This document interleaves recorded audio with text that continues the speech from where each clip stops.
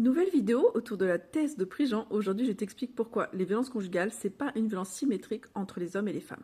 On entend parfois, oui, les hommes aussi peuvent être victimes de violences de leur compagne, etc.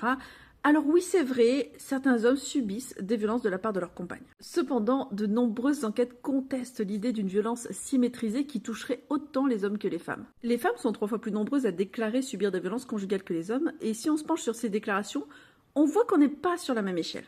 Les hommes déclarent des faits de nature psychologique et peu graves. Les femmes décrivent tout un continuum de violences et sont particulièrement surexposées aux violences sexuelles. De plus, il existe des formes de violences graves, dangereuses, qui sont typiquement masculines. Les conséquences des violences ne sont pas les mêmes et elles sont plus graves chez les femmes. Selon la sociologue Cavalin, lorsque les hommes et les femmes répondent positivement à la même question, ils peuvent donc être considérés comme pareillement victimes d'un acte de violence psychologique ou sexuelle. Quand on met en contexte leurs réponses respectives, on voit que les situations sont très différentes. La sociologue Louise Brossard explique que des enquêtes qui pourraient appuyer une thèse de symétrie de la violence entre hommes et femmes sont des enquêtes qui jugent que la présence d'un acte suffit à constituer la violence. Pourtant, si on veut bien identifier la violence, il est nécessaire de prendre en compte différents critères, comme par exemple la fréquence, la gravité des actes, les attitudes de contrôle, les impacts que les actes ont. L'enquête Virage a pris en compte la fréquence, la gravité perçue, l'impact psychique et physique sur le long terme, précisément dans l'instauration d'une situation de peur. Cela permet de distinguer l'emprise du conflit et on voit apparaître les différences entre hommes et femmes.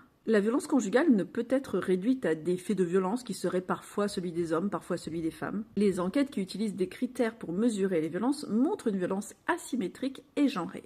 En gros, une violence des hommes sur les femmes. Les hommes commettent des violences plus graves qui s'inscrivent dans un continuum, ils ont des attitudes de contrôle et l'impact de leur violence est plus grand. Quand une femme se plaint de violences dans son couple, lui répondre que les conflits entre deux personnes ça arrive, c'est croire au mythe que les violences entre les hommes et les femmes sont symétriques et qu'il s'agit de conflits entre deux personnes. Les enquêtes sociologiques montrent une toute autre réalité.